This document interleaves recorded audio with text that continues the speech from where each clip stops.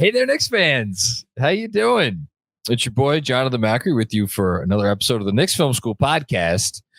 And we have someone who I haven't talked to in a few weeks. He's been, I don't know, you've been, our text thread until this morning went conspicuously silent. And then someone shot out the first time. Maybe it was you. You were Benji or something. Anyway, Fred Katz of The Athletic. Hello, sir. How are you? I'm lovely. It's wonderful to be back. I'm just splendid. What have you been doing? I don't know. Nothing. Rotting away. I feel like people just assume that beat writers do nothing other than beat write.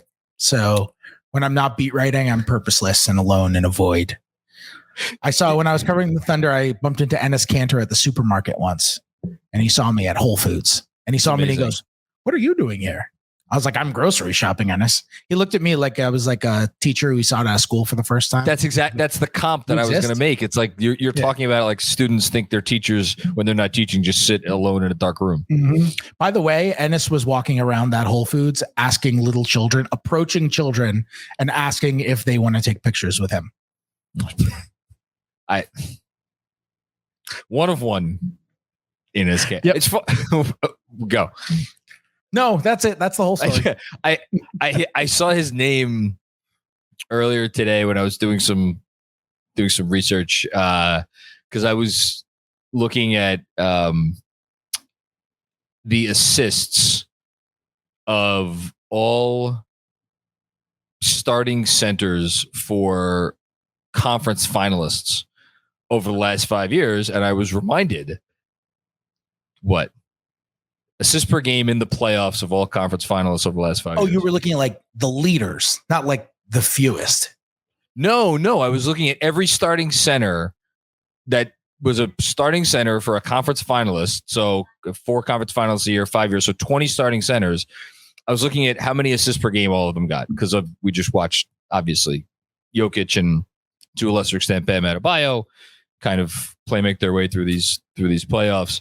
And I forgot that Enes Freedom, I should say, not Kanter, Freedom, was a starting center on a conference finalist within the last 5 years for Portland. Oh my God, you're right. I completely forgot that because Nurkic got hurt that year. Yes, he did. I completely forgot that. Man, that was only 5 years ago. It was the 2019 postseason. 4 years ago. It was 4 years ago. It wasn't that long ago. Well, it's funny that like how quickly the sport and the league can change. Where I mean, that was viewed as like a thing that was kind of past its time as it was happening, but like it could still happen. He was still like he was starting games, and they made it to like that couldn't happen today. I don't think, at least. Maybe I'm wrong. I mean, people are talking all the time now, rightfully so, about the Nuggets, Nuggets all NBA center. And I agree. We should all be talking about DeAndre Jordan. Like he made DeAndre 2 all NBA teams, I believe. He was first team all NBA like less than 10 years ago. And it is amazing. This is not to demean DeAndre Jordan. He was a very good player in his prime. He's obviously not the same player now that he was in his prime, but like, look, when he was making first team all NBAs, that was kind of the height of people saying, "Oh, center position's done." Yeah, it's just small ball. And I remember Mike D'Antoni would always push back against that. Right? He would say, "It's skill ball. It's not small ball. If you have skills, you can play. You don't have to be small to play. It's just that smaller people normally have more skills." And it really is skill ball because now you've got Embiid and you've got Bam and you've got Jokic and you've got Towns. AD. You've got AD. You've got all these giant dudes who are awesome. And it's like, oh, maybe we shouldn't have just canceled the center position forever when it was just kind of in a downtrodden period. This is going to sound like DeAndre Jordan hate, but I do think that there is a very real conversation about that his first team all NBA selection is there has arguably never been I don't want to say a worse player, but like a lesser, in terms of how we regard players historically, a lesser regarded player make first team All NBA? I have absolutely no idea if that's true. I couldn't tell you. I have no idea. You know your hit. I know you're just being kind. Goodbye. Good job by you. No, I just enjoy the fact that you started that off with, this is going to sound like DeAndre Jordan hate, and then you just said he was the worst player ever to do something. The worst player ever to do a really great thing. You should have said, this is going to sound like DeAndre Jordan hate and not but. Improper. This is going to sound like Jonathan Macri hate, but Macri is by far the worst host at Knicks Film School. Everyone there is great. He's the worst of a great group, but he's by far the worst. It's going to sound like hate, but it's not. I don't know how. I'd probably be a little offended at that. Okay, so yeah, it's going to sound like DeAndre Jordan hate because it is. Sorry, DJ. Congratulations on your NBA championship. We're not here to talk about DeAndre Jordan. Once a Knick, always a Knick, DeAndre Jordan. We're here to talk about the Knicks because you have a piece that will already be out by the time folks are listening to this, but is not yet out as we are recording this. But you sent me a draft copy, which was really a treat to read through and get a hint at your writing process. Have you always written this way, by the way? This kind of like with the all caps and with like the. I think so. Yeah, I have horrible ADHD.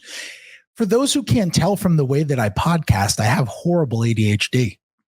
I'm incapable of sitting on one topic. That's why I have to do my job, because if I did any other job, I wouldn't be able to concentrate. So I you could be like a bean counter. I write. This isn't even the worst. What I sent you, that was like the cleaned up version. Like I will write whatever comes to my mind, no matter what. I'll repeat words when I want to put in a synonym for something. I'll write it in all caps, so that way it just if I feel like I'm using the same that over and over, I'll just write it in all caps. I'll write a phrase in all caps. Sometimes I'll write metaphor here. I'll just realize, that's a good line. That's a good line. That's a good time to get right early. Right here, it needs to get right early, or this is too dry, right early. And then I'll move stuff from the bottom to the top and stuff from the top to the middle, and I'll delete sections and put in. That's actually, it's probably a lot more efficient than my process. My process, I will write, and then I'll go back to the top of whatever I've written, and I'll just reread it from the top, and then just make edits until I get to the end, and then reread it again. And it's not efficient, but editing is about restructuring as much as it is rearranging words. There you go. I like that. Okay, not that people don't care about this, but your piece is about Immanuel. About the DeAndre Jordan conversation. Yes, well, your piece is not about DeAndre Jordan or your own writing process. This is about Immanuel Quickley, which is a good entree into our discussion, our pre like craziness discussion, because I'm sure we'll have more discussion soon about the craziness. This is before the craziness has happened, because we know there will be craziness. But let's start with Quickley. So you have this piece in which you did the exact same thing that you did a year ago with a different player. A year ago, you spoke to, it was 15 executives, right? Also for RJ Barrett. Last year with the RJ piece, it was 16. Yeah, 16 executives. Yeah. And you asked them, what would you give RJ Barrett in an extension? And it was a fascinating piece at the time, and it remains a fascinating artifact now because of how RJ was perceived at the time, and how I think there was a lot of varying opinions about him and what he could become, and so on and so forth. And then he had this season, which was not a very good season, not a terrible season, but not a great season. And then a playoffs, which was pretty good. And I wonder how people view that extension now. We could talk about that later. But the Quickley piece is even more interesting to me, or just as interesting, because I think unlike RJ, we know what, like, it's pretty clear what Quickley was on this team. Like, I think when you look at him, it's like, oh, that is a very, very good basketball player who contributes to winning. Like, there's no discrepancy about that. The uncertainty with him, and what makes this extension so fascinating, is what could he be on another team? Maybe not on another team, but it would probably have to be on another team, because the next part of it is with a bigger role. And whether that just entails more usage, whether that entails a starting job and more usage, whether it entails the types of plays that are run for him or that he is allowed to run, all of the things that fall under that umbrella, which is why there, I think, was a fair bit of discrepancy even about Quickley in the piece that you wrote. So let's start with what did you think you were going to get when you spoke to all these executives? Let's start there. The numbers that I got for the most part skewed a little lower than I thought they would. Interesting. I kind of figured that the sweet spot was going to be 20 to 23, something like that a year. I've 19 to 23, 18 to 22, something like that. 10 out of the 15 participants ended up choosing a salary somewhere between 16 and 20 million a year.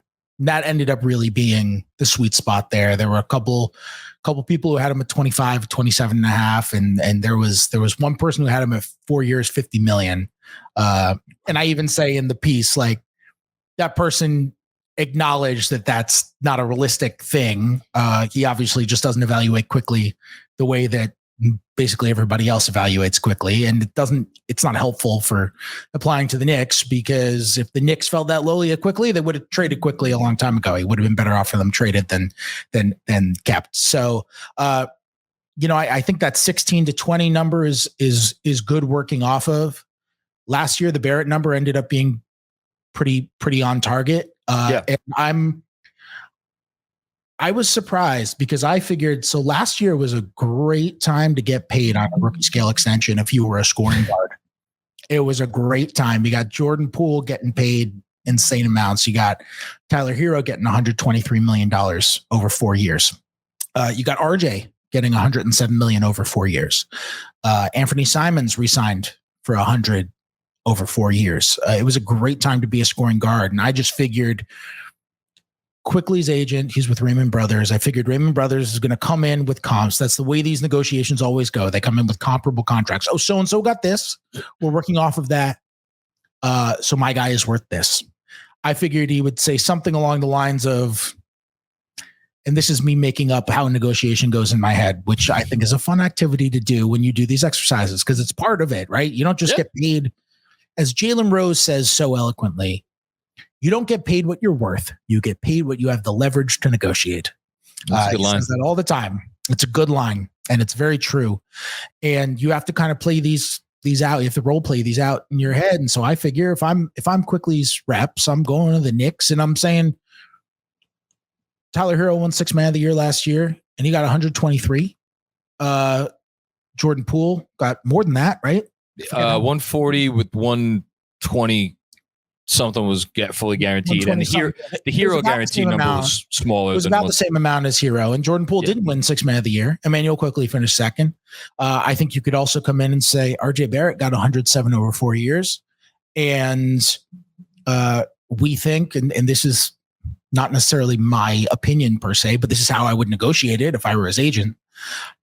We think that Immanuel Quickley we know that you think that Immanuel Quickley is farther along than RJ Barrett, because by the end of this year, he was closing over RJ the majority of the time.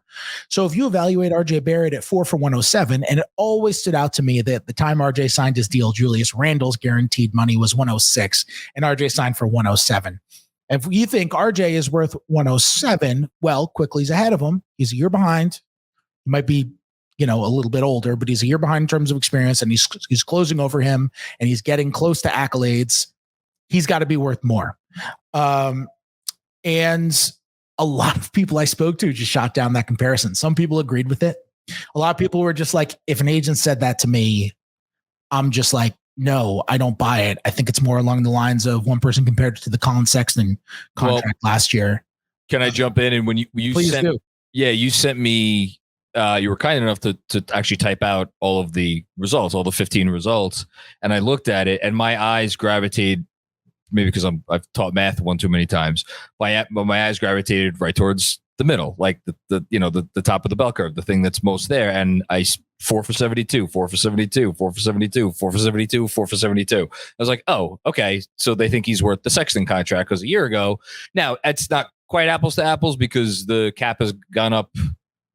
What's the cap gone up since last year? 5-6%. So I don't know, whatever it is. Yeah, but it's probably going up 10% every year after this too. Yes.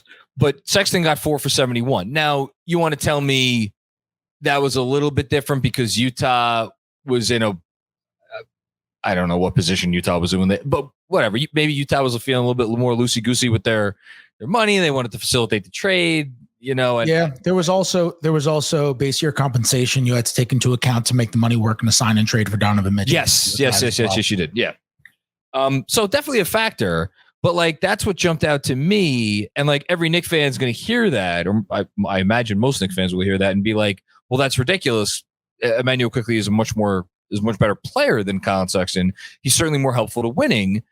And while I agree with that, and I have a feeling you agree with that, there is the small fact of the matter that once upon a time, Colin Sexton averaged 24 points a game, which, like, okay, you could say that's meaningless.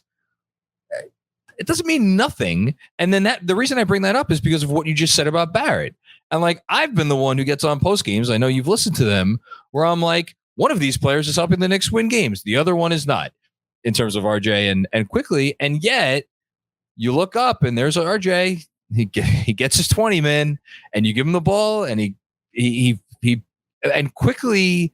And this is going to lead to the next thing, because you wrote in the story how much Quickley hurt himself potentially in the playoffs. And I don't know how the people who you spoke with, how they viewed that as, like, was it the Knicks not putting the ball in his hands, or was it just him? I mean, he just didn't come up big in a big moment. I don't know what it was, but you looked up at the end of the day and you looked at his scoring average in the playoffs. And I don't know exactly what it was, but it wasn't the scoring average of a guy who's going to get paid, a 9-figure contract. So I don't know. Is there something about, like, does he have the mentality of a guy who's going to go out there and put up 15, 16, 17 shots a game? Like, why do you think the numbers came in the way they did? Well, so, I mean, one person who I spoke to for this story, I mean, you saw the quote, I assume, like they did. I brought up Poole and Hero to this person, and he was like, no, it's totally different. Hero performed in the postseason on the way to the finals. Poole performed in the postseason on the way to the finals. Quickley did not perform in the postseason. And whether you really believe that affects your opinion on Quickley or not, you can bet your ass that the Knicks are bringing that up during the negotiation. Like, how irresponsible would that be to the shareholders of Madison Square Garden if they didn't bring that up? Right? Like, and Poole was part of, look, he was not good. And there were some of those playoff games where he played like 10 minutes, but he was on an NBA champion. Like, he helped them get there. And that was also, if we're going to put it in the context of, like, they won the title and they have a closing window. Like, they were fully in on just maximize the window. And yes, and Joe Lacob was fully in on, I don't give a crap how much it costs to maximize the window. So, like, I get if someone pushes against the Poole contract being a good comp, because the circumstances around it were so different than what they will be with Quickley. But even Hero, but sorry, just to go for Hero, wasn't Hero kind of the same situation? We could get into Barrett if you want to, because the circumstances surrounding when that contract was handed out are a whole different kind of fascinating. But even like Hero, if they play like hardball or whatever, if they let it go to the summer, like, how does that help?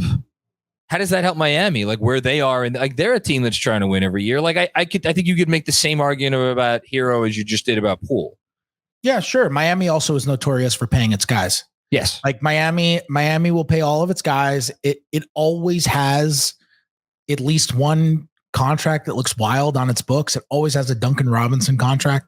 It always has Kelly a Olynyk's contract. James Johnson. Right. Yeah. It always has one of those, and somehow it always manages to get out of it. Whiteside. The Whiteside contract. Totally. They bring back their guys. They pay their guys. That's what they do. By the way, Vincent's and Strus's free agencies will be very interesting because of that. But I with Quickley, I just think honestly, his postseason performance did not really affect what I think of him. Okay. I know there are people who will push back on that postseason performance and say, actually, he was good. The impact metrics say they were better when he was on the floor. Which they do. I don't buy it. And impact metrics are not an end all be all. They need context. They absolutely need context. And a lot of the context of that was he tended to play a good amount with good players. And that affected things a lot. There's also the case of like, if you shoot, there's a certain percentage you have to shoot. There's a certain aggressiveness you have to display in order, like a baseline, in order to actually be a positive contributor. For example, it doesn't really matter how good Matisse Thybulle plays defensively. If he decides to have a 5% usage and he's just never going to shoot the basketball, then he's going to hurt his team. Like it doesn't really matter. And if you're going to shoot 30%, like that's going to hurt your team, and Quickley lost aggression throughout. All that being said, even though I don't think he played well or close to up to his standards during the playoffs, all that being said, it doesn't really affect what I think of him as a player. The sample showing how good he is, we've just seen how good he is too much and for too long, and he's too young for me to think that's just the thing that's going to go on into perpetuity. You know what I mean? I think in order to say Quickley's playoff performances affects how I think of him now, you need to be able to answer the question, and maybe you can answer this, but you need to be able to answer the question, okay, why did the shooting and the scoring fall off so much in the playoffs? Why did the aggression fall off so much in the playoffs? I don't really know the answer. I haven't really figured it out. I can't put my finger on what it is. And because of that, I can't really say it affects it all that much. I need to know the answer to that, you know? What do you think? So this is why I know what other people think. And I know there are people out there who think that, and this is obviously a long-running theme, not just with Quickley, but of many young players on this team going back to since Tibbs was hired, is that Tom Thibodeau is not in the business of empowering, I don't want to say all of his young, like every one of his young players. Now, obviously that is not totally true because he came in and RJ Barrett got everything he could possibly want and then some in his first year. And then in RJ's second year, over the last 3.5 months, as you wrote the story, New Year's Eve was when it started to turn around. He had like what do you have? Like a 28 usage rate, or the ridiculous number it was, you know? And then you can go back even further and you want to talk about what he did with Towns and Wiggins and Levine and Derrick Rose. And but it is very clear even to me, who's Tom Thibodeau's biggest supporter, that some young guys, Tibbs, trusts, empowers, whatever verb you want to use, from the outset, like instantly. And then other guys have to do a little bit more to earn that trust. And I do think that if they went into the postseason, and it's not just Tibbs, every coach, and we've talked about this offline and on here, every coach, it's like, okay, it's nut cutting time. What are we going to do? We're going to put the ball in the hands of our best players, and our best players are going to have the ball. They're going to either draw two to the ball. They're going to, whatever. Like, it's easy to see Quickley feeling like, okay, I have to embrace my role now, even if my role is maybe a little bit different than it was at times during the regular season. And he did not perhaps, I don't want to say he didn't handle it well, like mentally. I'm just saying like that did not translate to success on the court, at least on offense. I don't know if any of that convoluted nonsense made sense, but do you get where I'm trying to go here? Yeah, I do. I have a somewhat related question for you. Sure. If I had polled you for this story, the question that I asked everybody is, what do you think would be a fair extension number for Immanuel Quickley? What do you think would be fair? I wasn't asking them, what do you think he'll get, to be clear? It wasn't a prediction on what he'll get. It was what do you think is a fair number for him? If you were to negotiate and were to meet in the middle of what you want and what you think he wants, where do you think he would get? If I were to ask you that, what's your answer? So if you had asked me before the postseason, I would have said, I think without question, I would have said, which I feel crazy saying this now, but I think I would have said 4 for $100, give him the player option on the 4th year, and give him some incentives that could get it up to like reachable incentives, which I know was also part of your story, which some guys tossed, a few people who you talked to tossed out, like give him the opportunity to bump it up another 10 or 12 million if he meets more like starter level stuff. I think I would have said, yeah, bring it up to 110. After watching the postseason performance, and I'm not putting it all on him, but also just remembering, oh, yeah, that's right. That's how this team views him ultimately in the pecking order. I think it would be more like 4 for 80. Fourth year, still give him the fourth year player option if he wants it, with like reasonable incentives to bump it up to 90. I think that's where I'd be at, where I would have been at. I think that makes sense. I think I think I would have been on the higher end of the scale, to be honest. First of all, the Knicks have a very clean cap sheet. For all the talk of how punitive this luxury tax is going to be, and it will be, you have to be in the luxury tax for the luxury tax to affect you. Yes. Quickley's extension, if he were to sign one, wouldn't start until 2024-25. That season, they'll have all 5 guys who were starters this season under contract, as well as, who am I forgetting? Assuming Josh Hart comes back, which he will.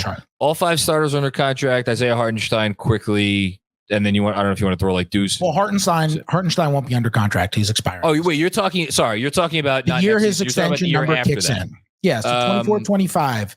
That's it. 24-25. It's those 6 guys, and then Jericho Sims technically has non-guarantee, but we won't count it because you're not going into the tax for Jericho Sims.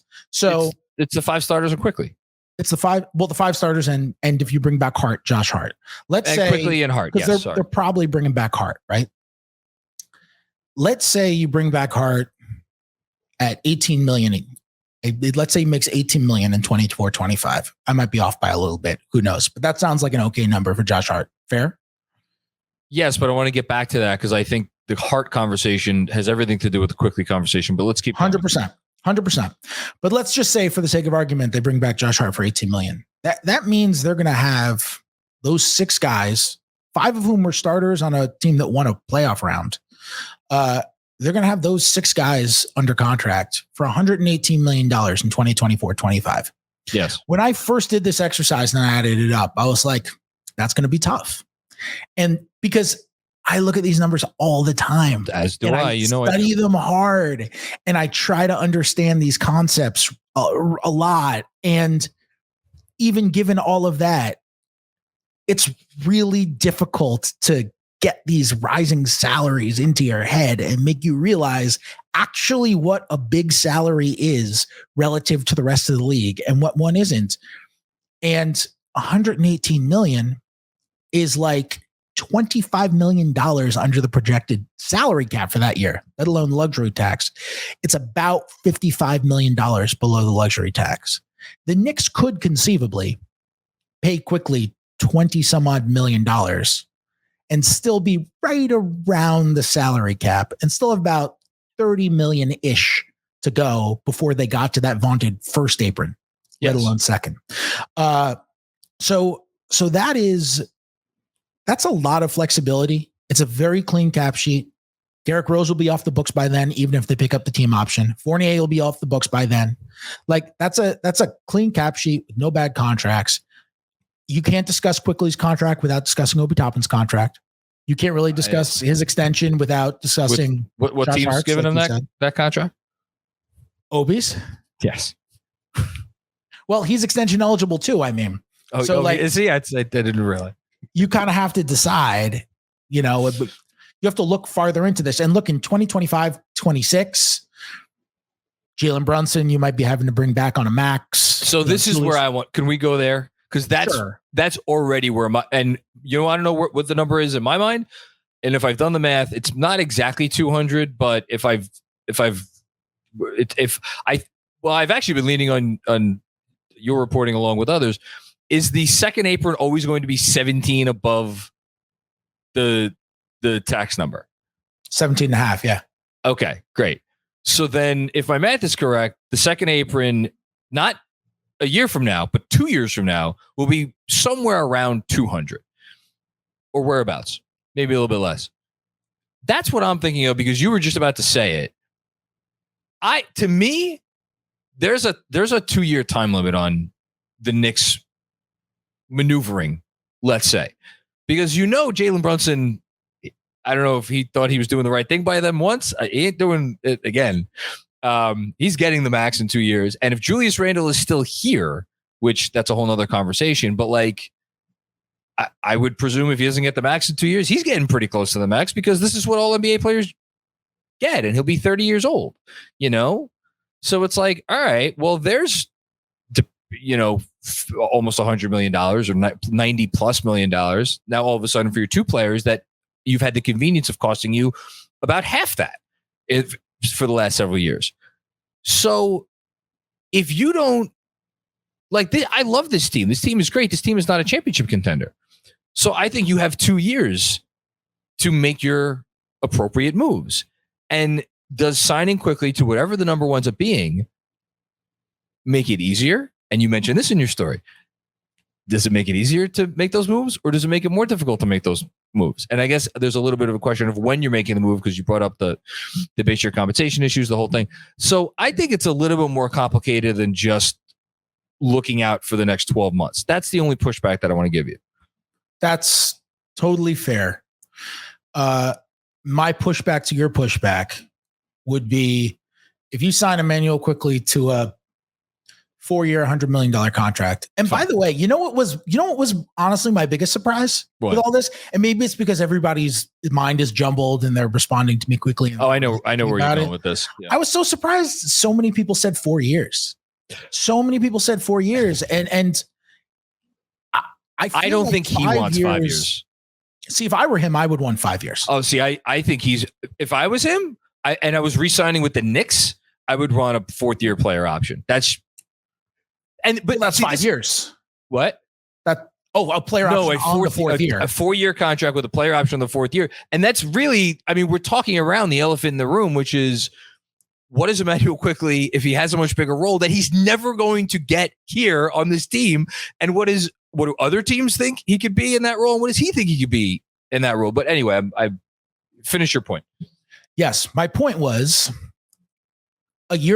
if you extend Quickley now, it's a lot more difficult to trade him. There are all these rules about outgoing salary and incoming salary and salary. In the next year, it's very complicated. Yes. Yeah. Because if you sign him now, the extension doesn't start till the 2024-25 season.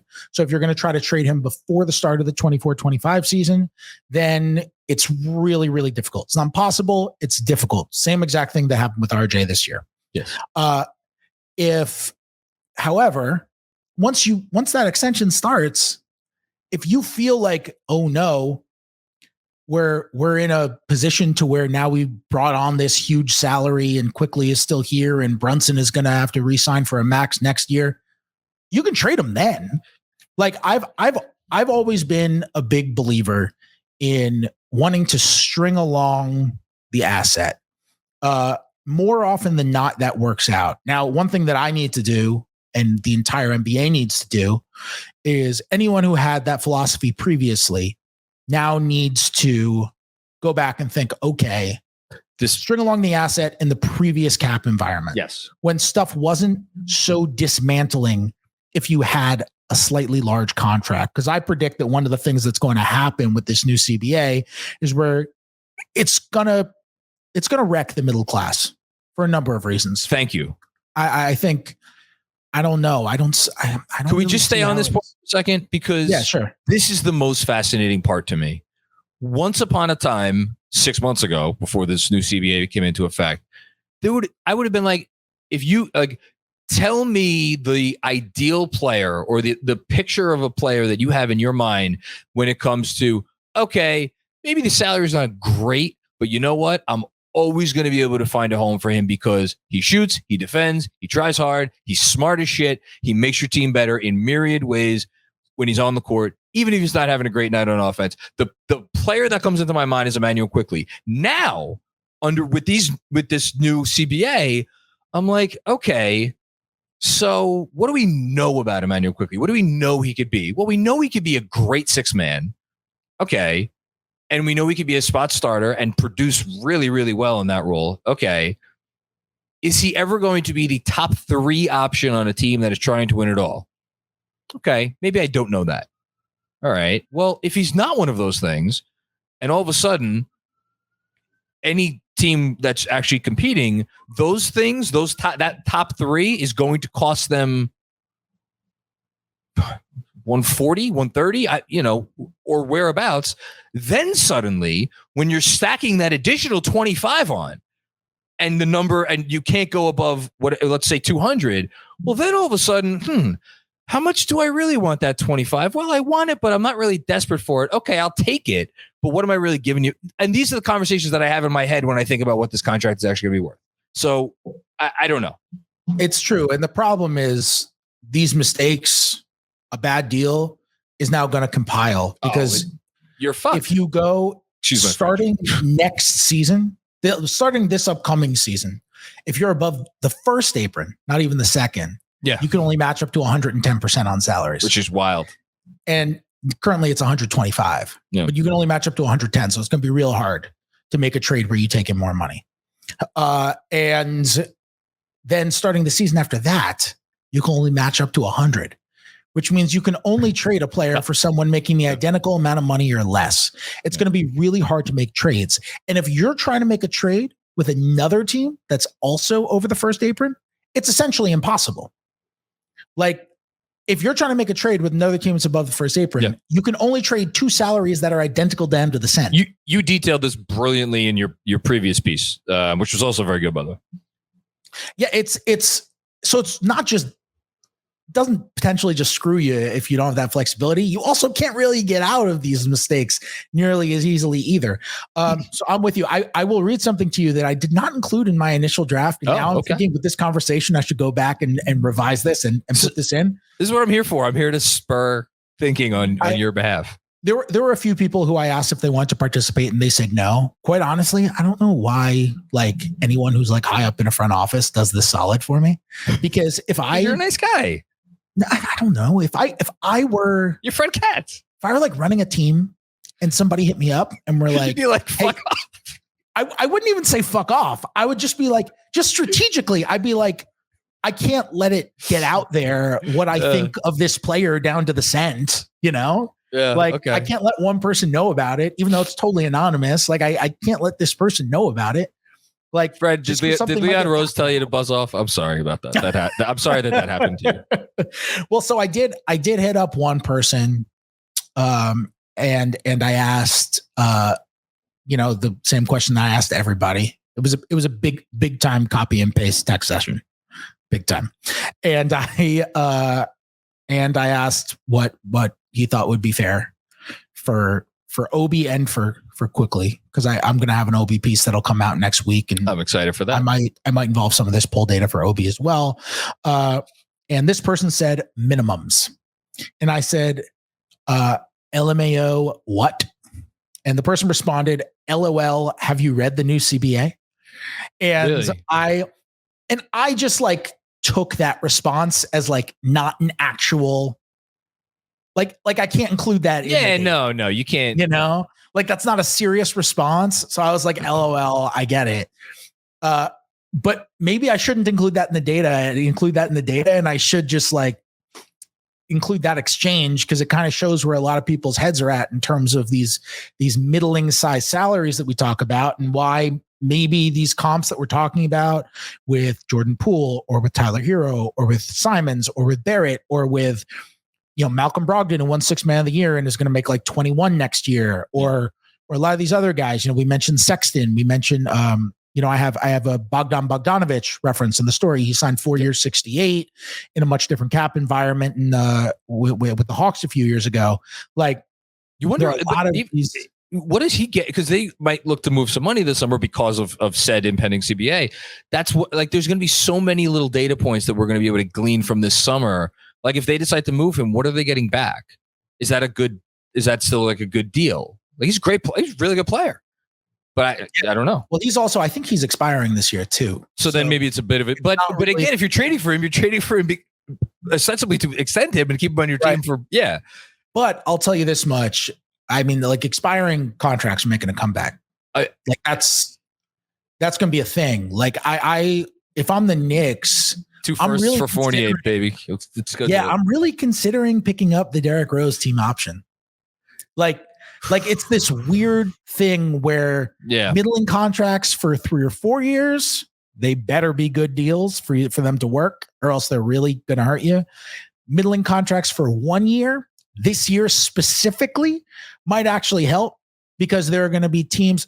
This CBA is basically being phased in. So all these very punitive, it's really interesting. I feel like everybody picks up on word choices around to describe certain things in the NBA, and would just take these random words that we don't use nearly as commonly in life, and we just place them to things. So I have read, said, and written the word punitive so many more times in the last month to describe the CBA. It's not a part of your daily.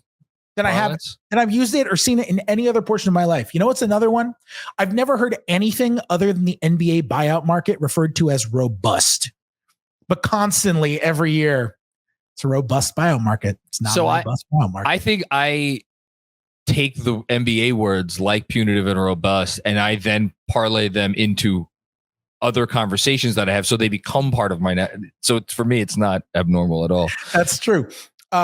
Anyway, but there are a lot of teams, I think, this summer who are going to be, a lot of these punitive measures from the new CBA are basically being phased in. They're not all coming in one clean swoop as soon as July comes this year.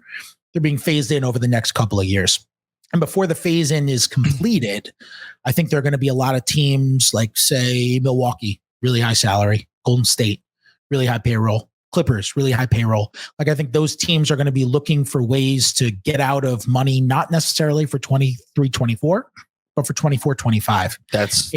In that sense, a contract that expires in the summer of 2024 is going to have, I think we can call it, unique value compared to years of the past. I think it's really going to be a thing. So if somebody's trying to get out of a 3-year, $45 million contract because they don't any longer think it's worthwhile, Derrick Rose might help you. If someone's trying to get out of a really big contract over a number of years, the ability to combine Rose and Fournier, who you could send out 30 million in expiring money and bring back more than 40, like that might be a real asset for the Knicks. We're veering on something that I want to ask you about.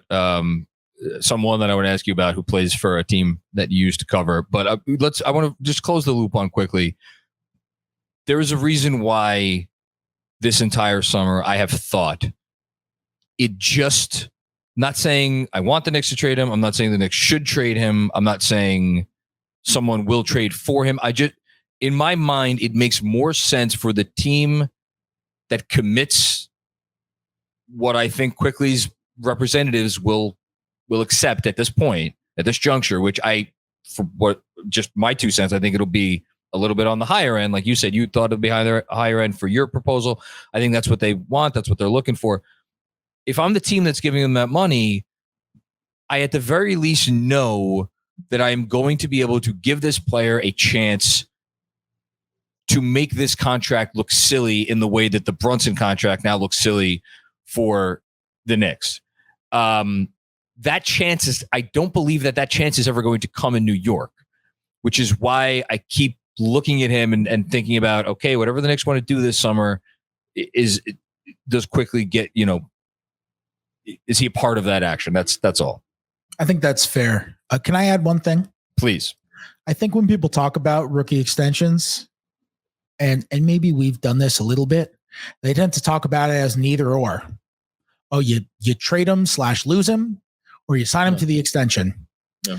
There's another option, and it's not as popular nowadays because it seems like players take it a lot more personally when you don't extend them now than they used to.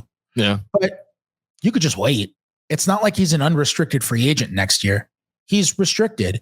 And quite honestly, if I'm the Knicks and I'm waiting out a star trade, like, that's flexibility is not just your cap sheet. Flexibility is your ability to make a big change or a small change in as many possible ways as you can think of. And if you extend Quickley, because he'll be so much more difficult to trade, the finances are so much more difficult to make work in the 23-24 season. Yeah. if you extend him, it becomes difficult. Now, the deadline to extend him is the end of this offseason, right? You can't extend him once the season begins. It's like it's literally like on the eve of the season. Yeah, it's the last day of the offseason, and then you can't extend him once the season begins. So, which sometimes guys go like it comes down to the wire for some guys. Yeah, like Brandon Clark signed on the last day. I mean, look, they waited on RJ last year because they were waiting out all the Donovan Mitchell stuff. Now, if I'm the Knicks, as much as I think Immanuel Quickley is a really good player, like a really good player. Yeah. Like I didn't have a vote this year. I would have voted for him for Sixth Man of the Year. Yeah. I thought he had a great year.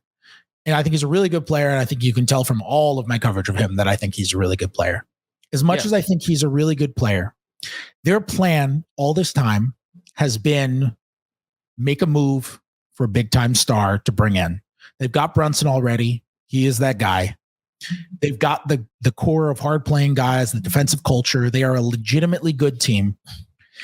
And I just think you're really going to regret it if some huge name becomes available, someone who's perfect for you and who's gettable, and you can't make the money work because they want Immanuel Quickley and the money is just all messed up.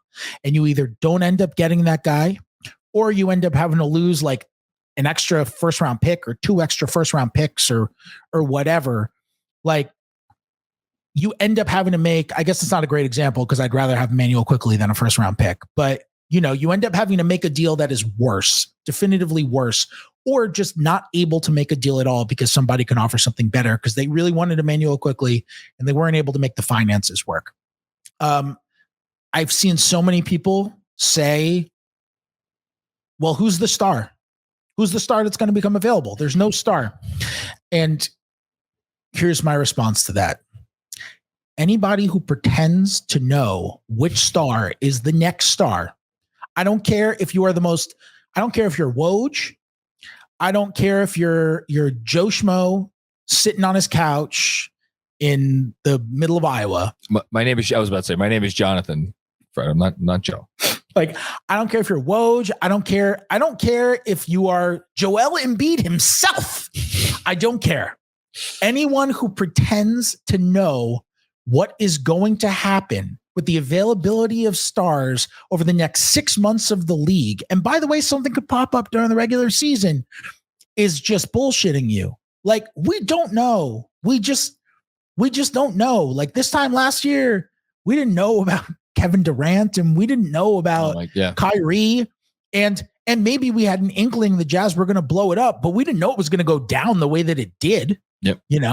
Like so much of this kind of stuff, the Kevin Durant trade request just shocked the league. I know. And if that can happen with Kevin Durant, it can happen with anyone. The Harden trade shocked the league. I mean, there were murmurs, don't get me wrong. There were murmurs that James Harden wanted out and all that kind of stuff. But when the murmurs started, that shocked the league. Like this kind of stuff. The Murray trade even from San Antonio to Atlanta. I know he's not that level of star, but for sure it can seemingly come out of nowhere. So that is the reason to have flexibility. If you knew what was going to happen, if you knew what star players were becoming available, you wouldn't need the flexibility. You could just build towards that one star.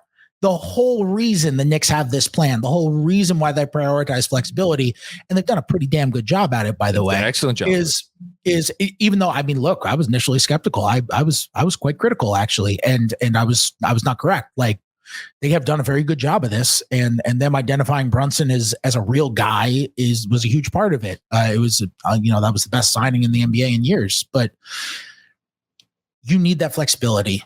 And I just kind of I totally believe in stringing along the asset and all that kind of stuff. But I know you can screw yourself when you wait too.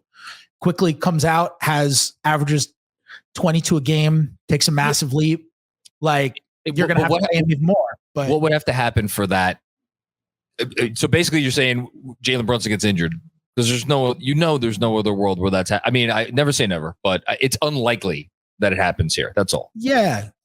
It's unlikely, but how often did he just step into a starting role and go off? You know? He was I mean, I brought up the scoring average before for Sexton. You want to bring up the scoring average for Harry? You want to bring up the scoring average Poole? RJ, when Quickley ran with the starters, he averaged maybe not exactly 20, but it was right at 20 points a game. And it was efficient 20 a game.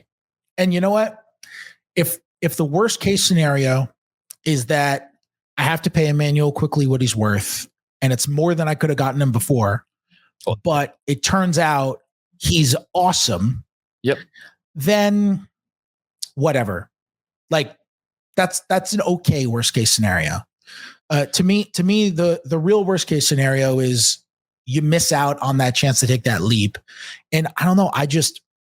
There are very reasonable arguments on the other side, but I just really believe the Knicks are good. They've got 2 more years of Brunson on this ridiculously cheap, team-friendly contract. And Randall. He's not as valuable as Brunson, but he's very, he's good. Right. You got Quickley still on 1 more year of a rookie deal. Like, you are in a position to go get someone. That doesn't mean go give up the house for Karl Anthony Towns. That doesn't mean that.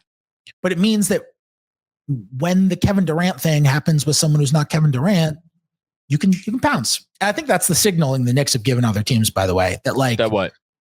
When I mean, this is just me talking to people around the league and kind of what they're signaling to other teams, but like, they're ready to pounce.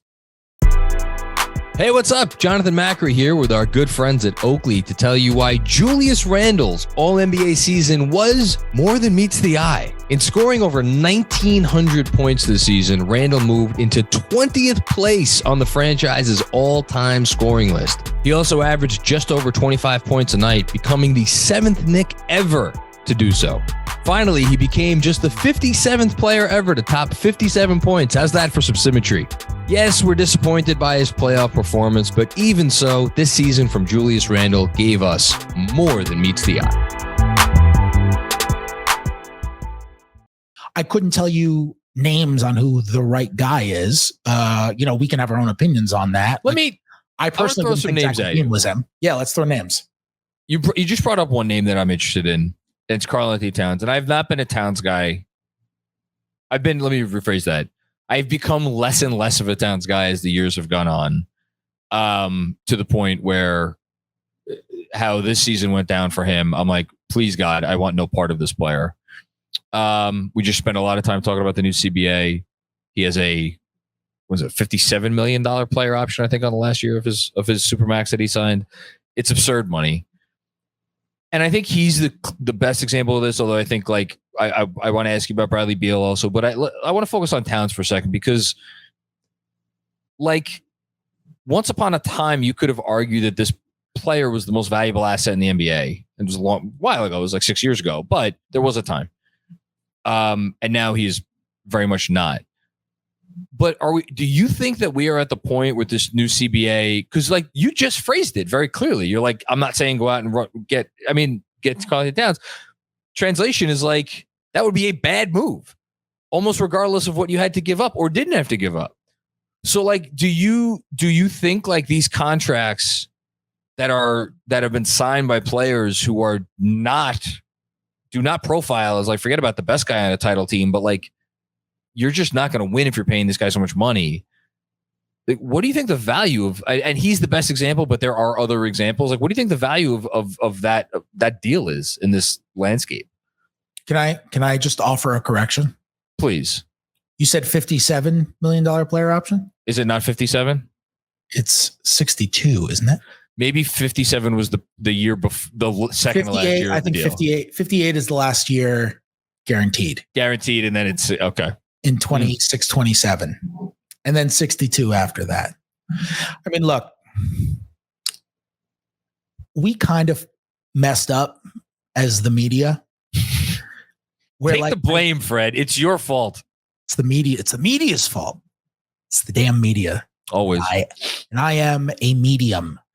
And we kind of messed up. I feel like after the 20, you know what? I'm not taking the blame because I was in college when this happened. So everyone else, all my, I don't even know what you're talking about. I can't wait to see where we go with this. Yeah. This is a pet peeve. In the 2011 lockout. Okay. After that, or honestly, no, I take that back. 2016, when I was a part of the media, so it is my fault. Okay. 2016 cap spike.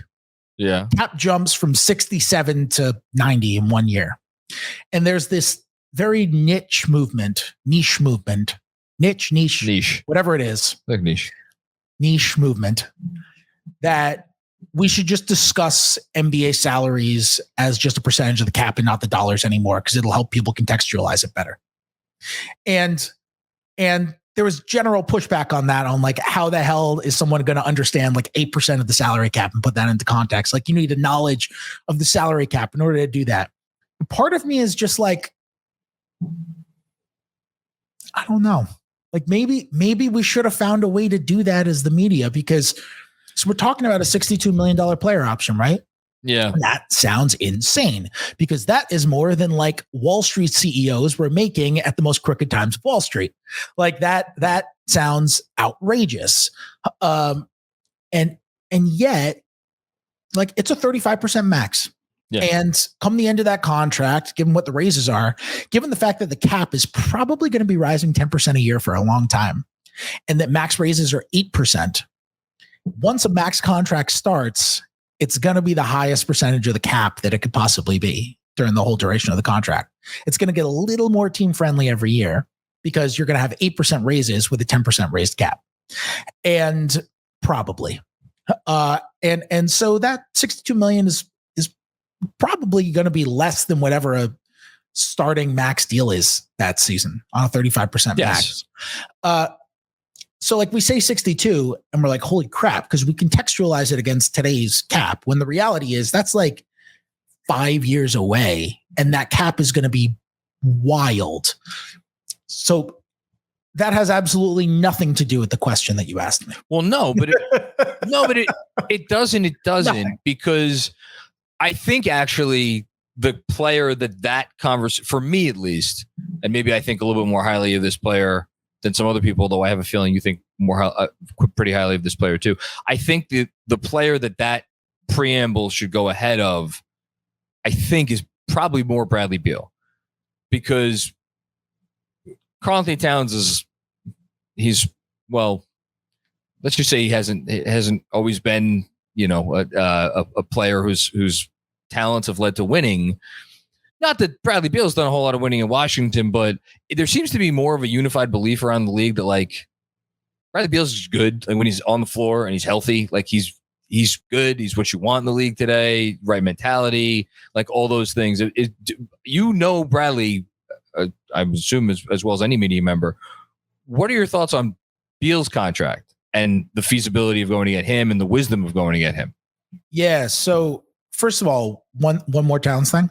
Sure, yeah. We can go back to Towns if you want. Yeah. Everyone loves to bring up Towns, and the reason why everybody loves to bring up Towns is because he's CAA, and his agent was Leon Rose, and it's a prerequisite in order to get in with the Knicks.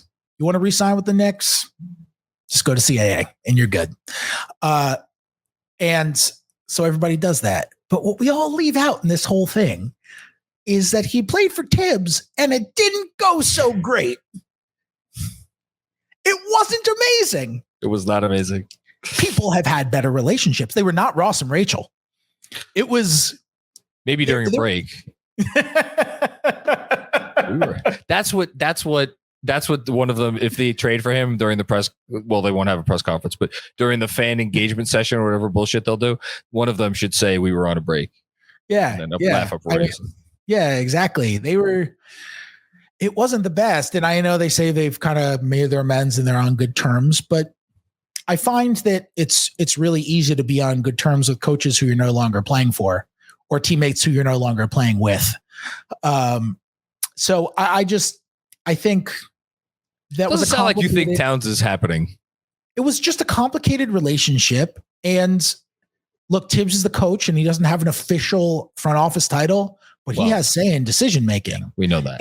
And it's sometimes hard to say, put a percentage on how much.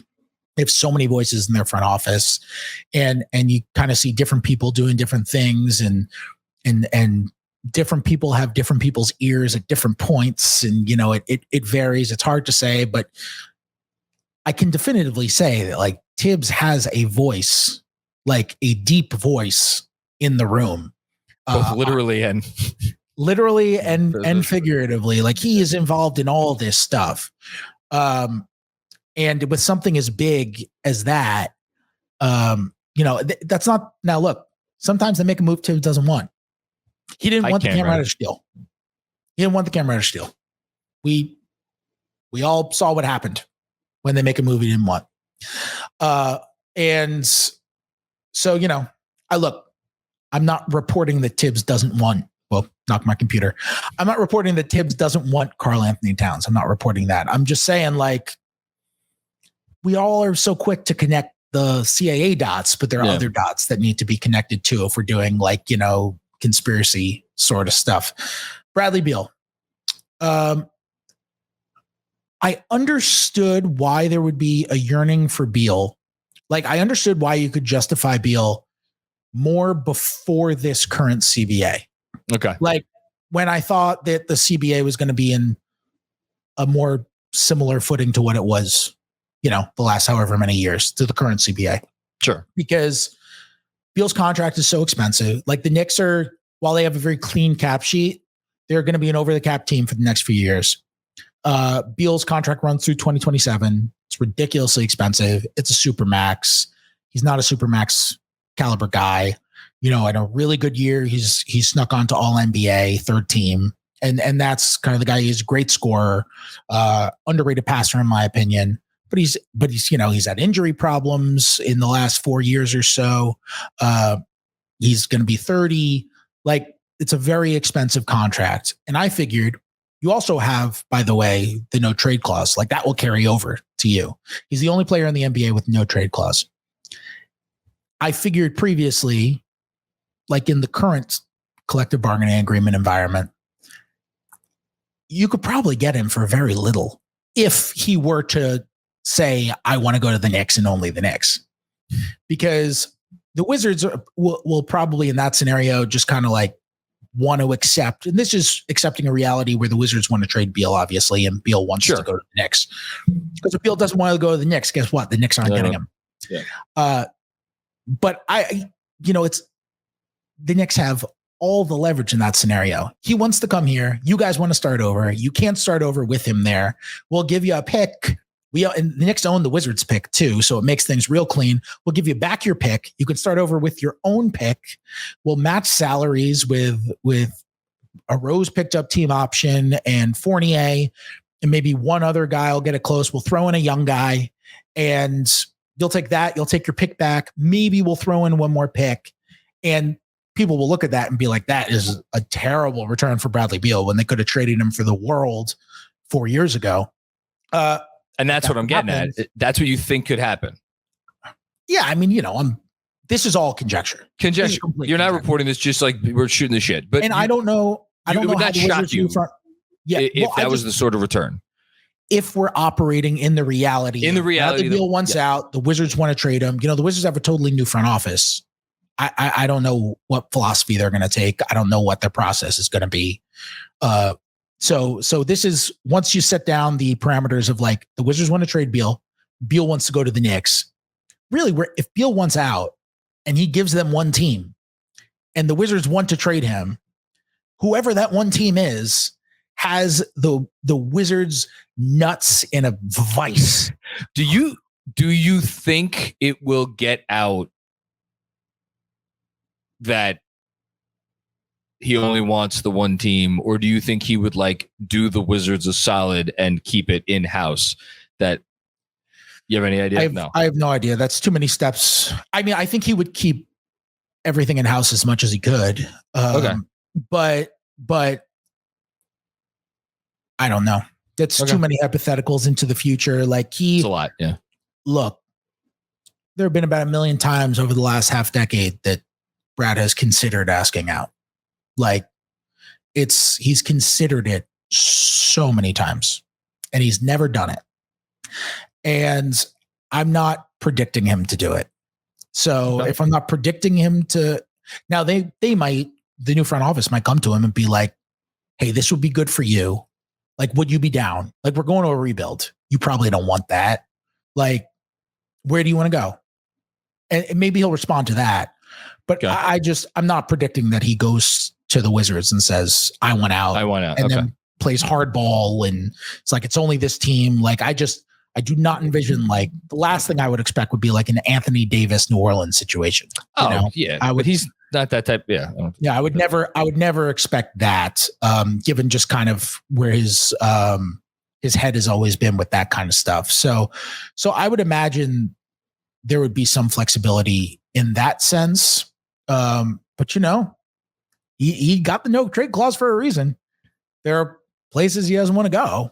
And obviously he can direct that no trade clause however he wants. Like, this is not a normal trading a star situation if it were to arise.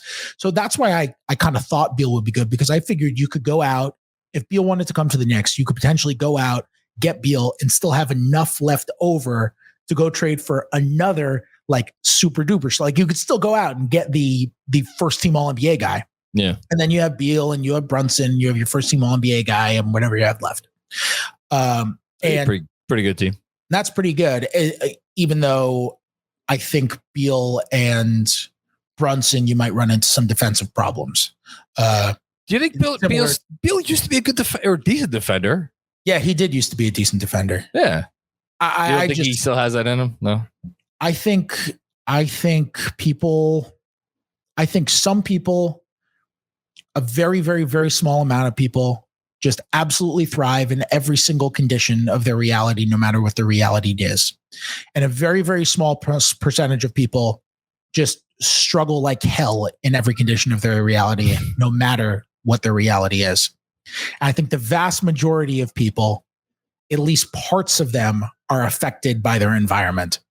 And Brad used to be a solid, reliable defender. When the Wizards were one game away from the Eastern Conference Finals in 2017, he was a solid, reliable defender. And then Wizards culture took over. It's not Heat culture. And it's not. No, it's not Heat culture. And Wizards culture took over. And they were rebuilding. And then they were trying for the 8th seed. Actually, they weren't really rebuilding. They had 1 year reset. And then they were trying for the 8th seed. They were trying for the 8th seed. They were trying for the 8th seed. They weren't getting there. It was this demotivating, sometimes depressing venture. And I think a lot of people are products of that environment. That's very well said. And the question is, and this is for a philosopher far more experienced and wise than I, the question is how much can someone change how much can somebody change their habits once they've been removed from that environment, even after they were in that environment for a decently long time? I don't know the answer to that question. Will he come back onto a good team and just go back to the defender that he was in 2017? Will the injuries he's had the last few years actually hamper him? Will he have just built up these habits over the last 5 years that are just like, they're just who he is now? No idea. No idea. Okay. He's a hardworking guy. He's a hard worker. But it seems like it. Just like there's a difference between habits and decision-making. And, it's not Heat culture. It's not, John. That should be the title of this pod. It's not Heat culture. I've kept you on for too long. Before I let you go, any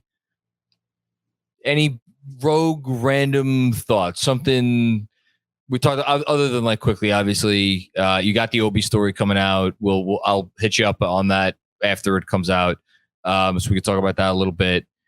Anything else you're keeping an eye on? You're interested in your name on another team that you're like curious about? Anything league wide? Something that you're. What is Fred Katz wondering about? I got some notes. See what I got here. Dig away at those notes. I'm sure your notebook is chock full of. Forget wisdom. Just. So I'm okay. This is something that you've discussed a decent amount. I think it's a really interesting topic. The Knicks know they need more shooting. Oh, do they? I hadn't heard that. Well, look, they could be in denial about it. They could be like, we don't need it. We were third in offense during the regular season. Like, it just didn't work against the Heat. They could be saying that. Okay. The Knicks know they need more shooting. And that probably means a restructuring of their team. That probably means a change in the actual DNA, not just like swapping in another 3-and-D shooter, for 20 minutes. Like it probably means a real change in the DNA. And from what I've heard, and this is still very early and these are all preliminary discussions and things change real quick in the NBA, but in the preliminary discussions they've had with other teams, they've been pretty resistant to talking to anything with Mitchell Robinson. They've been telling teams that how impressive he was during the Cavs series was really stood out to them. And, that's something that they've been now look with this kind of stuff could just be a negotiation strategy too. But I don't think it is. I don't read it that way. I think they really believe that. And so I wonder, that leaves two starters who aren't shooters, RJ and Julius. And I wonder if there really is resistance on trading Mitchell Robinson because of how important he is defensively, because of how important he is as a rebounder on both ends. I wonder what that means for RJ and or for Julius and just for the general structure of the team. Because the biggest possible overhaul they could have realistically is not trading Mitch. It's trading RJ or Julius. Yes. And that doesn't necessarily mean that they're definitely going to do it. This is, look, if there's a criticism of the front office, it's that they're actually too patient, right? Like they have not jumped the gun on a star. They waited out Donovan Mitchell and they were like, They have not jumped the gun and offered too much for Zach LaVine. Like they didn't see, Randall's value just plummet during that season 2 years ago and say, we just got to get off of this guy. They were patient with him. They rehabbed his value. They were patient with RJ throughout his struggles all year, and it paid off during the playoffs. Like this organization, for the most part, has been very patient. I don't see them just being like, oh, we got to do this to fix it, and we got to be better tomorrow. So let's just flip somebody and make a rash move. But I'm monitoring those two guys. I am, because RJ and Randall. Yeah, and Mitch too. I'm monitoring those guys, and I'm just trying to see what could potentially happen with them, because I think there's something there. I'm also very intrigued with Obi, because it is time to make a decision on his role. And I've asked around about his value around the league, and it really sounds like the best way, if you're going to trade him, really sounds like the best way you can make out for him is by like trading him for another player. I don't think you're going to get like a ton of draft capital for him or something like that. Like, I think the best way you're going to do it is like, okay, we've got too many wings and we have this one wing who plays 15 minutes a game and we could use an extra big. Why don't we do Obi for the wing? Something like that. I think that might be the ideal sort of Obi trade, as opposed to, or maybe Obi's just part of a bigger package for somebody. But those are the guys. $1 million, not nothing. Yeah, those are the guys I'm really monitoring, and Obi's extension talks are going to be interesting too. A lot of variables in that one. I would be floored. I don't know if there's a thing that would shock me more than the Knicks and Obi Toppin agreeing to an extension before next season. Well, I shouldn't say that. Like, I suppose there are circumstances which could unfold throughout the summer, which it gets to the eve of, the next season. But like, I don't know. It's July 15th. And yeah, no, he's not signing then. Yeah. That's not I brought up Brandon Clark earlier. When I've been talking to people around the league, like, what do you see as an Obi extension? A lot of people brought up Brandon Clark. I don't think Clark. I think Clark is probably a better player. I think Obi. I would agree with that. And he only got 4 for 50. He got 4 for 52. That was it. Yeah. But it's a similar sort of deal of like third big man. That's what he's going to kind of get paid. The problem is Obi is treated like a fourth big man. And at some point, you can't pay your role players $1 million a minute. Obi stars $1 million a minute. I think it's funny enough. I think it's similar to the Quickley discussion, which I could see some team out there being like, what would he be if he had 30 minutes a night and play? I've always said it like that's why the Indiana thing made a lot of sense to me because like he should be playing alongside a guy like Miles Turner and with a point guard, by the way, like Tyrese Halliburton, big, tall point guard, could throw a lob. Speaking of Indiana, let's end here. You told me the Mitch thing earlier today, and I guess I was a little taken aback because more and more I think about this landscape. We just talked about Cat and Beal, and like, you know, I know you said you never know, a star might come on the market. If the Knicks maintain their level of patience that they have, which you just talked about, I don't know if I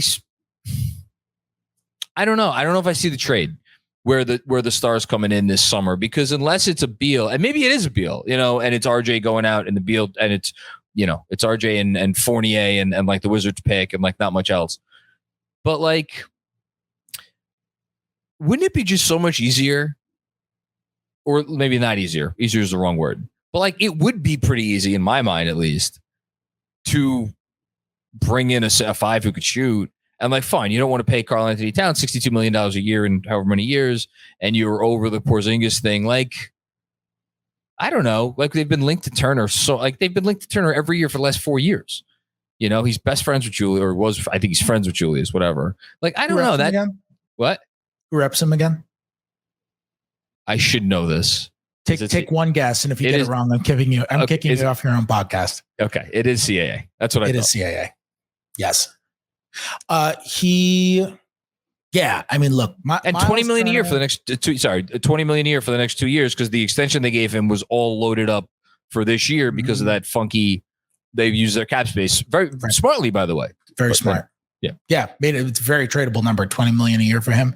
Yeah, Miles Turner is a great. He had a great year last year too, by the way. Really good year. Yeah, Miles Turner is a great fit in a lot of places. Not because he's like one of the. I don't know. I'd have to do it out. He's probably not one of the 5 best centers in the league. But the thing is, it's very rare to find a center who guards really well, protects the rim, and shoots threes, and is like attainable. Like normally, if those guys are difficult, like he's a unique prototype, just shoots threes well enough to where you have to guard him beyond the arc. And he's got better. He's probably going to get paid $40 million this summer, or close to it. Yeah, Porzingis would be a good fit for them. Well, I don't get me started on Porzingis. I actually think a reunion would make some sense. But like to that point, for as much I think Porzingis is a really good player, Turner costs half as much, and we just got done talking about the fucking new CBA for an hour. Yeah. No, Turner would make. I don't disagree. Turner would make a whole ton of sense. Yeah.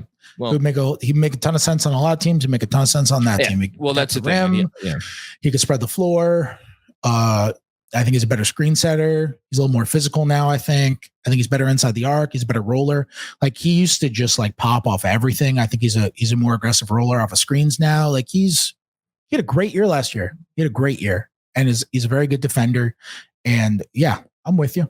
He'd be perfect for them. But you know, the question is, what would it be? Would it be Mitch and Obi? Is that enough? No. You've got to throw on picks probably. And then like, does Indiana, you also got to ask, like, from the Knicks perspective, let's say you go Mitch, Obi, and however many picks it takes. From the Knicks perspective, you also have to ask from the Indiana perspective, like, what are their goals? That's an organization that doesn't love to rebuild. They might not be enticed with picks as much as, like, you know, you or I probably think they should be. Like, they're not as enticed with picks to that level. So this is how we're going to end it. You want to hear the absolute insanity I came up with? I don't think the Knicks would do this. But I did think of this 3-team trade. Let me see if I can. I wrote it in a footnote to my newsletter the other day. I'll see if I can remember it. So we know, who did Indiana have a fascination with last summer at the center position? DeAndre Ayton. Yes. Now, I think you could pretty easily argue that Miles Turner had a better year than DeAndre Ayton. I think they should just do that trade now, by the way. What? Just do it now. Oh, Turner and something, because you need Turner for Ayton. You need to. Oh wait, no, you don't, because Indiana has the cap space. They could just bring in the extra money. Yeah. Or they could offload Buddy Hield. They could. So wait, here's the trade that I thought of, which everybody listening to this podcast is going to absolutely hate. But I think I thought of, what was it? Quickley. What did I have? Quickley. I had Quickley, Healed, and Mitch ending up in Phoenix. I checked the money. I think the money works on this. Ayton and RJ going to Indiana. And then Turner, I think I had, like, for salary purposes, like TJ McConnell, although Tibbs would love TJ McConnell, coming to the Knicks. But here's the catch, because that's obviously the Knicks are giving up a ton, and I love Turner, but he's not worth all that. And the Knicks bring back the 7th pick in the draft from Indiana, which they would then put into a trade for some star player this summer. Who's the star? That's the hang up. But I said the only way that this insanity should ever be uttered out loud is if they had a something lined up where some team was like, we have our eye. Let's say that, one of the Thompson kids or the kid from Villanova or someone that would be there at 7 that they really wanted. So essentially it'd be like a 4-team trade. Yeah, that's insane. I'm with you. It is insane. Okay. But who says no to that? I do. Okay, I'm not covering that. I'm not writing about that. I'm not doing this whole lead up. The draft is in like a week. I'm not doing this whole lead up to the draft for the Knicks having no picks and they trade for the 7th pick. And I got to write about the 7th pick. Got to study the lottery. Got to write about the 7th pick. Got to write about options of the 7th pick. Who's good? Who's bad? I'm not doing that. I'm saying fair. No. I'm wiping it off the table. They're not trading into the lottery. I couldn't handle that. No, they're not. I mean, they're not going to trade into the lottery for. I also, for what it's worth, I know this is too serious analysis for the proposal, but no, please. I don't think they're like starving for another young guy. They got a lot of young guys. They already struggle to play all their young guys. Who? The Knicks? Yeah. Oh no, but again, they wouldn't be making this pick. They're flipping it. They would only be doing this to flip the pick. Got it. So I don't have to study. Okay, so that can happen then, because I don't have to study the lottery then. I couldn't tell if from a valuation perspective, it all hinges to me in my mind on some team being in love with someone at 7 and then valuing that in some other trade. So there really probably isn't a way to judge the value. I mean, honestly, that would have to be such a quick turnaround that you would probably need a 4-team deal. Yeah. Or you'd have to wait until after, wait to execute it till after. I mean, you'd have to wait until after the lottery to execute it or something, or after, once the offseason starts to execute it. You have to do that anyway with a lot of these trades that get announced. Yeah, well, you loop, but I mean, just you gotta make it a 4-teamer. I don't think you can do that with the plans to trade 7 and not know what you're doing with 7. Oh no, you do this. You know where you're sending. So it's a 4-team. So I thought of 3 of the 4 team. Yeah, we need a 4th team, and we need a star. What else is new? Okay, I've kept you for far too long. You have to finish writing your story. I have to finish writing my newsletter. Fred Katz, anything else before I let you go? Absolutely nothing. There you go. Okay. I hope they trade it to the fucking lottery. I'll lose my mind. Is that it? What? Are we done? Yeah. Everybody go subscribe to The Athletic. Read Fred Katz. I don't know. Follow him on Twitter @FredKatz.